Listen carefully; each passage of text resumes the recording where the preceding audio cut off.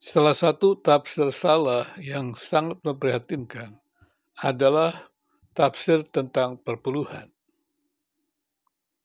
Sistem organisasi gereja secara khusus yang kongregasional, yang bertumpu pada seorang pimpinan gereja atau pendeta, biasanya kerap mempergunakan perpuluhan.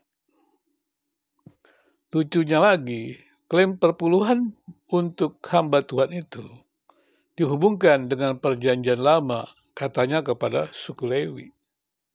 Dan kemudian apa pendeta itu suku Lewi? Padahal mereka berada di Indonesia atau di negara-negara lain.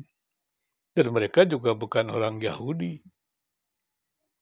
Dan kemudian tidak ada penjelasan di dalam Alkitab, ya, secara khusus di gereja, yang mengharuskan semua orang sistemnya adalah memberikan perpuluhan.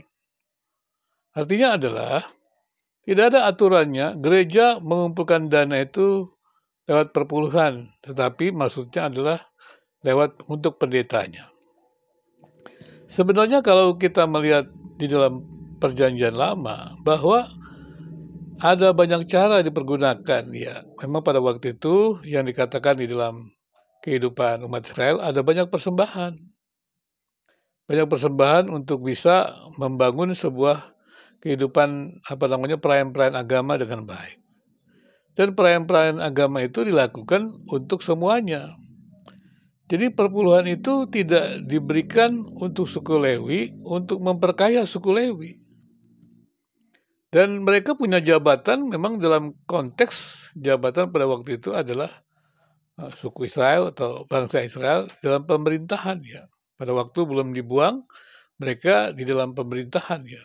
Pada waktu mereka masuk ke tanah Kanaan, mereka dalam perjalanan, ya, seperti itu. Dan kemudian kalau kita melihat mereka masuk Kanaan, nah mereka masuk membuatlah yang namanya persembahan-persembahan itu semuanya secara lebih lengkap. Sebenarnya tidak ada aturan yang jelas untuk gereja masa kini untuk menggunakan hal itu.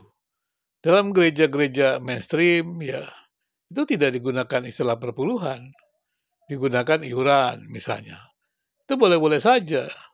Memang persoalannya adalah ketika ada masalah. Orang yang tidak membayar iuran tidak bisa mendapatkan pelayanan gereja. Ini kan kelamaan-kelamaan institusi. Dan kemudian gereja-gereja yang yang kongregasional, yang baru, yang sistemnya mudah, ya mereka kemudian mengambil itu. Dan itu bisa menambah jemaat dan bisa kemudian juga ya menambah pendapatan mereka meskipun kecil. Dan lama-lama itu menjadi pendapatan-pendapatan yang besar. Apalagi ketika kemudian mereka menekankan perpuluhan untuk pendeta. Itu tidak ada dasarnya. Dan coba dibayangkan, kalau pendeta menggembalakan 1.000 lah, tidak usah 1.000, 100 saja anggota jemaatnya, dan kemudian dari tempat itu ada 10 orang kaya. Maka pendeta itu termasuk orang kaya, dia bukan melayani. Bukan melayani lagi, dia memang dilayani begitu. Ada banyak memang mengatakan, wah mereka membangun gereja itu perjuangan seperti membangun usaha. Dia bilang, saya membangun gereja ini dengan air mata. Hah? Maksudnya orang datang itu karena doa dia. Dia pikir begitu. Jadi usaha dia adalah doa dan air mata itu yang membawa dia masuk ke gerejanya. Padahal doa dan air mata itu adalah membawa orang itu kepada Tuhan maksudnya. Bukan kepada dirinya, kemudian mencukupi kehidupan dia. Dan kemudian mereka tanpa proposal. Tanpa proposal apa maksudnya? Nah, tanpa proposal kan menjadi uang-uangnya tidak jelas. Kalau ada proposal kan jelas, ada uang apa yang didapat berapa, uang keluar, kemudian juga harus ada laporan uang keluarnya. Jadi yang mengatakan gereja-gereja mengatakan proposal itu tidak beriman itu salah. Semua kebijakan penggunaan dana harus menggunakan proposal. Di negeri ini juga begitu. Bahkan perencanaan uang masuk dan uang keluar itu ada. Jadi menurut saya, ya gereja-gereja yang menekankan perpuluhan itu mesti menyadari bahwa mereka bangun gereja itu bukan untuk memperkaya diri. Nah kalau memang organisasi gereja seperti itu, ya banyak orang yang kemudian beralih profesi dari pengusaha jadi pendeta. Dan mereka lihat, wah kemungkinan saya menjadi pendeta ini dapat uangnya lebih banyak. Jadi hitung-hitungan, ya, sementara saya bekerja, saya merintis gereja. Nah, setelah penghasilan saya cukup banyak, saya berhenti kerja. Kenapa berhenti kerja? Karena penghasilan di gereja lebih besar. Dan kemudian kalau kerja kan tidak bisa diwariskan karena pensiun, tapi kalau gereja bisa diwariskan. Nah, ini persoalan-persoalan yang ada di dalam gereja-gereja yang kongregasional ya, pemerintahan kongregasional. Menurut saya sinode gereja kongregasional mesti melihat hal itu. Meskipun dengan alasan pemberitaan Injil dan segala macam, apa perlu pemberitaan Injil itu dengan institusi seperti itu yang tidak baik, dan akhirnya juga kan menimbulkan pertanyaan. Sekarang-sekarang ini orang bingung, oh ada orang membangun gereja seperti membangun bisnis. Dan kemudian pendetanya bisa kaya luar biasa, kemudian banyak rakyatnya atau jemaatnya miskin-miskin, misalnya demikian.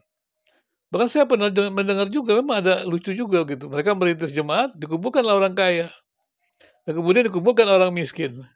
Jadi orang kaya itu menyantuni orang miskin, dan kemudian dikumpulkan gereja itu. Jadi dia bangun gereja itu untuk mempertemukan orang kaya dan orang miskin, untuk saling bantu-membantu. Sebenarnya sih boleh-boleh aja. Tapi kemudian persoalannya adalah ketika dia mengumpulkan orang kaya dan orang miskin itu, ya dia menjadi apa namanya seperti ya pelayan yang kemudian menjadi bos. Karena dia yang memberikan arahan-arahan itu dan dia lebih kaya dari yang lain juga.